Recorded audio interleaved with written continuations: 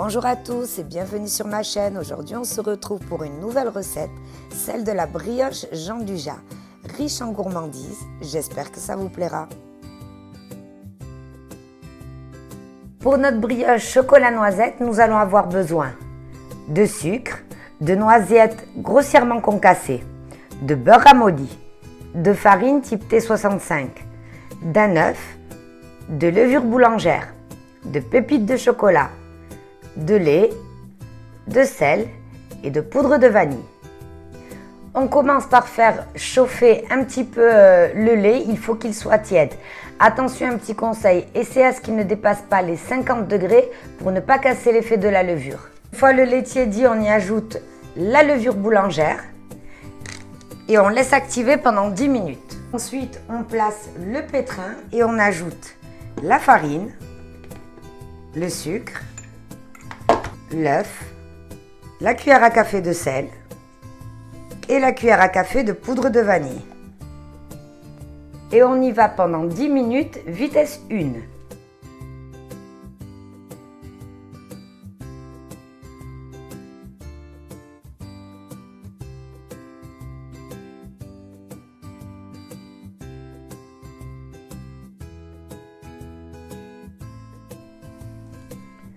Alors, au bout de 10 minutes de pétrissage, on se retrouve avec une pâte qui ne colle pas du tout. Hop, regardez, elle ne colle pas du tout et elle s'est complètement détachée des parois de notre bol. Donc à ce moment-là, on peut ajouter le beurre ramolli et c'est reparti pour 5 minutes de pétrissage, toujours vitesse 1.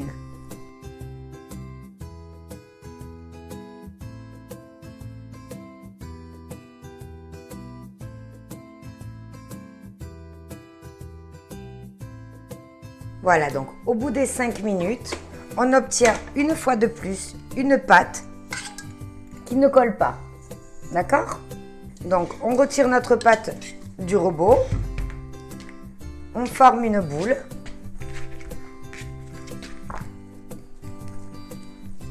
Comme ceci. On la replace à l'intérieur. On recouvre de cellophane et on laisse pousser entre 1h30 à 2 heures. Pendant que notre pâte est en train de pousser, on va préparer notre Jean Dujat. Donc, il va nous falloir du sucre glace, des noisettes et du chocolat au lait. On va commencer par torréfier nos noisettes. Donc, on les place sur un cile-pâte ou du papier sulfurisé et on le place dans le four préchauffé à 170 degrés pour une dizaine de minutes. Une fois les noisettes torréfiées et tiédies, on les place dans le bol du mixeur avec le sucre glace. Et on va mixer jusqu'à obtenir une pâte bien homogène.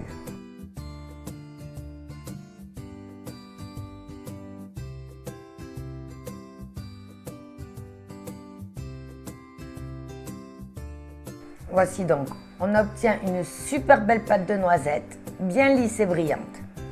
On met de côté et on met notre chocolat au lait à fondre au micro-ondes par temps de 30 secondes en veillant bien de remuer à chaque fois pour ne pas qu'il brûle. On ajoute notre pâte de noisettes au chocolat au lait fondu. On mélange bien. Un petit coup de mixeur plongeur et on obtient un excellent chocolat Jean Dujat. Donc quand on voit la simplicité que c'est de le faire, pourquoi l'acheter ? Le Jean Dujat qui me reste, je le place dans des mini-moules individuels et je place au congélateur. Ensuite, je les conserverai dans une boîte hermétique. Vous pouvez donc soit dans une boîte hermétique les déguster tels quels ou les laisser dans le congélateur et les ressortir quand vous en aurez besoin. Une fois que la pâte a poussé, on saupoudre légèrement le plan de travail de farine et on dégaze. Une fois la pâte dégazée, on reforme une boule, on se munit d'un rouleau à pâtisserie et on forme un grand rectangle. Une fois la pâte étalée, on verse le Jean Dujat. Alors attention, il ne faudra pas qu'il soit très chaud, sinon ça va dégouliner. Et à l'aide d'une spatule coudée, on l'étale bien sur la pâte. On y ajoute les noisettes concassées. Ça va être une brioche super gourmande. Jean Dujat. Quelques pépites de chocolat.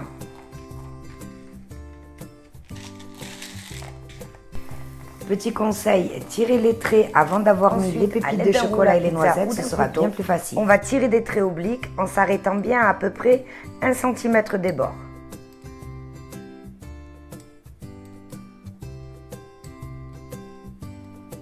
Et on enroule.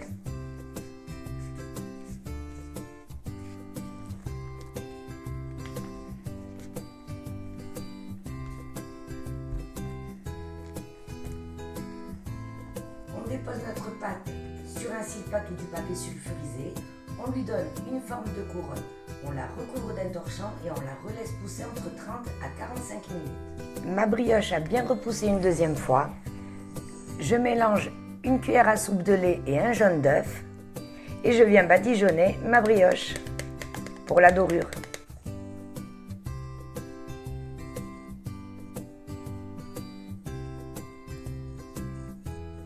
J'y ajoute ensuite un peu de sucre perlé.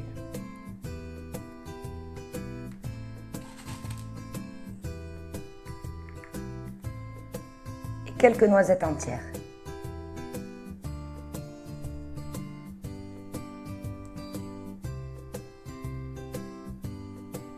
Et on enfourne ce plein de gourmandise à 170 degrés entre 35 à 40 minutes. Attention, surveillez la cuisson, tous les fours sont différents. À la sortie du four, on la démoulera sur une grille jusqu'à complet refroidissement.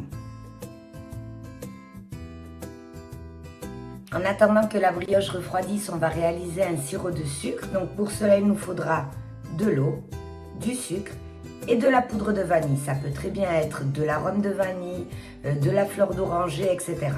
Et là, rien de plus simple. Dans une casserole, on verse le sucre, l'eau et la vanille.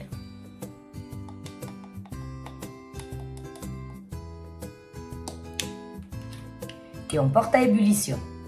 Une fois arrivé à ébullition, on verse notre sirop de sucre dans un bol et on laisse refroidir.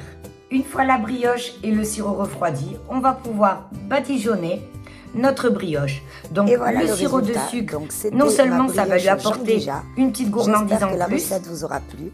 Si ça va lui donner également de la brillance, mais en plus de ça, ça va éviter qu'elle se dessèche. Donc vous allez pouvoir la conserver plus longtemps. Pour une prochaine vidéo.